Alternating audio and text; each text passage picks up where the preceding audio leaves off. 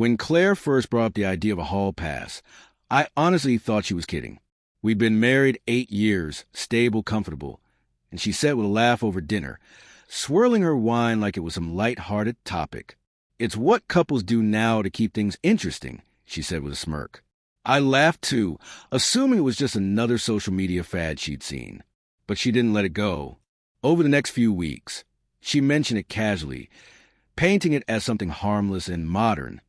"It's not cheating if we both agree," she said one evening, legs tucked under her on the couch, her eyes fixed on her phone. "It's just permission to explore." I told her calmly that I wasn't comfortable with the idea.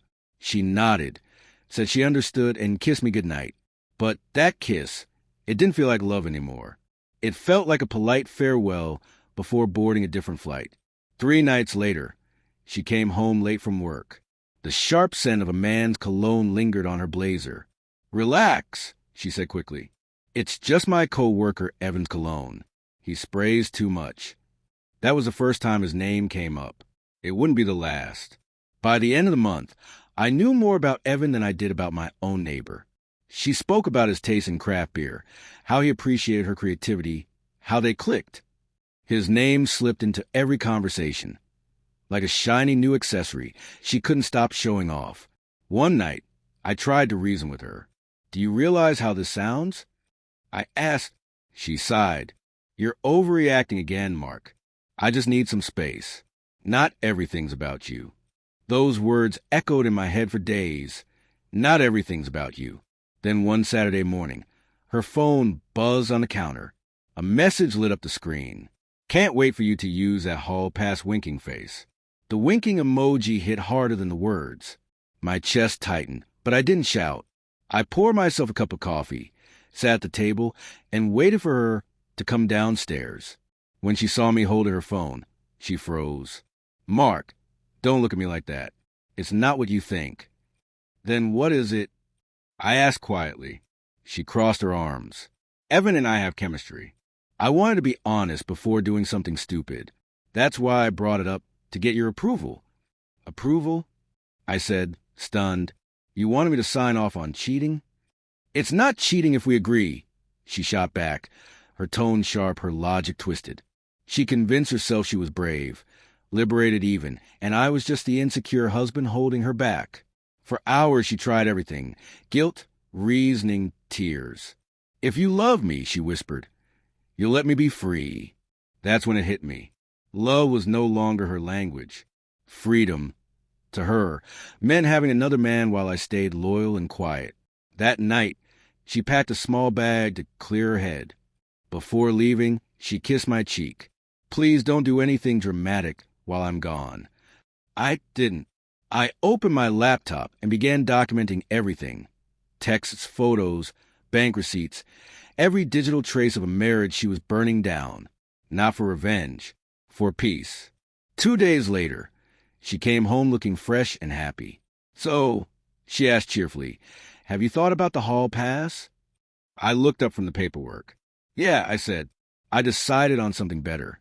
Her confident smile faded when she noticed a manila envelope beside my coffee cup. "What's that?" "Divorce papers." I said evenly. "You wanted freedom. I'm giving it to you." Her face twisted. "You're seriously divorcing me over conversation?" "You were one text away from turning our marriage into something I never agreed to," I said quietly. Her voice softened. "I didn't even do anything yet. You're overreacting. I just needed to feel wanted again." There was honesty disguised as justification. I'd spent years making her feel wanted, planning date nights, anniversaries, trips, but what she craved was attention from someone new. "I did everything I could, Claire," I said, "but if your happiness includes someone else, I won't stand in your way." Her eyes hardened. "You can't just end a marriage like this." "You already did," I replied. Silence filled the room, heavier than any fight we'd ever had. "You'll regret this," she warned. "Evan doesn't even mean anything." "Sure he doesn't," I said, sliding the papers toward her. "Signed them anyway." She didn't. She stormed out, slamming the door behind her, a final punctuation mark on something already dead. By morning, I'd closed our joint accounts, move my share of the savings, and call my attorney. Not out of spite, just to protect what little dignity I had left. That afternoon, she texted, "We need to talk." I didn't respond. A few hours later, she showed up at my workplace. Her eyes were red, her voice trembling. I didn't mean any of it. I was confused.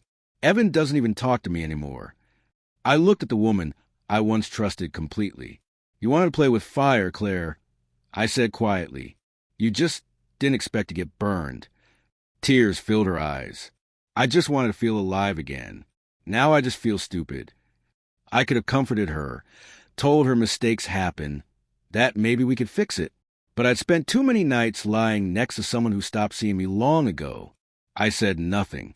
Weeks later, the divorce was finalized. She sent one last message. "I hope you find someone who appreciates how steady you are." I wasn't built for that kind of love. I didn't reply. That evening, I took a walk along the route we used to share. Now mine again. The silence felt earned. I realized I'd spent years trying to fix something that didn't want saving. Real strength wasn't in holding on. It was in knowing when to let go. Months later, I ran into Evan at the grocery store. He looked nervous, embarrassed. "Hey, man," he said. "Didn't mean for things to get weird." I smiled. "Don't worry about it. You actually did me a favor. Because if not for him, I might have wasted another decade loving someone who stopped loving me quietly. Betrayal didn't break me.